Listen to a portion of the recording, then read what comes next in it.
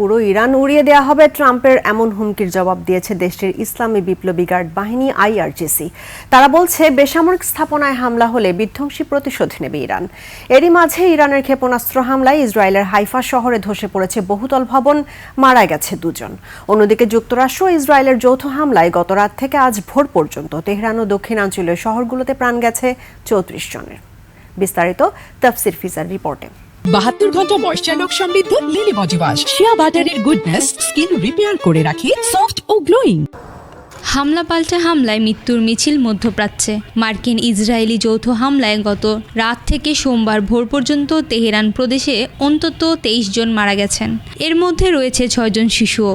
এছাড়া তেহরানের দক্ষিণ কুম শহরে একটি আবাসিক এলাকায় 5 এবং আরেক দক্ষিণ অঞ্চলীয় শহরে প্রাণ গেছে 6 জনের।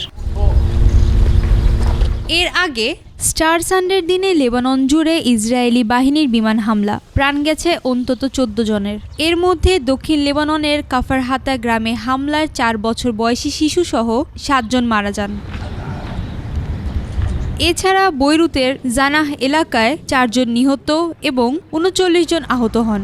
আর পূর্ব বৈরুতে মারা গেছেন আরও 3 জন। খ্রিস্টান ধর্মাবলম্বীদের পবিত্র দিন স্টার সানডেতে এসব হামলা চালানো হয়।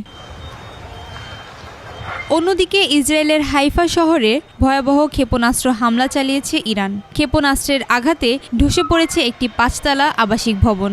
ইসরায়েলি সংবাদ মাধ্যম চ্যানেল 12 জানায়, ধ্বংসস্তূপের নিচে অনেকে আটকে থাকতে পারেন। এই ঘটনায় 2 জনের মৃত্যুর খবর পাওয়া গেছে। এদিকে কুয়েতের সেনাবাহিনী জানিয়েছে, তাদের আকাশ প্রতিরক্ষা ব্যবস্থা তেহরানের একাধিক ক্ষেপণাস্ত্র ও ড্রোন হামলা প্রতিহত করেছে। দেশ জুড়ে যেসব বিকট আওয়াজ শোনা গেছে তা শত্রুপক্ষের ড্রোন ধ্বংস করার শব্দ বলেও নিশ্চিত করেছেন কুয়েতি সেনাবাহিনী জেনারেল স্টাফ। হামলা পাল্টা হামলার মধ্যে থামছে না ট্রাম্পের হুমকি, দিচ্ছেন আলটিমেটাম। 48 ঘন্টার মধ্যে চুক্তিতে রাজি না হলে এবার ইরানকে সম্পূর্ণ উড়িয়ে দেওয়ার হুমকি দিয়েছেন মার্কিন প্রেসিডেন্ট। হরমুজ প্রণালী খুলে না দিলে দেশটির বিদ্যুৎ কেন্দ্রসহ গুরুত্বপূর্ণ অবকাঠামোতে হামলা চালানো হবে বলেও হুঁশিয়ারি দেন ট্রাম্প। অন্যদিকে ইরান তার সিদ্ধান্তে অনড়। ট্রাম্পের দেওয়া হুমকির জবাবে আইআরজিসি এর হুঁশিয়ারি, দেশটির বেসামরিক স্থাপনার উপর হামলা হলে জবাব হবে বিধ্বংসী। তাফসির ফিজা, ডেস্ক রিপোর্ট, 21 টেলিভিশন।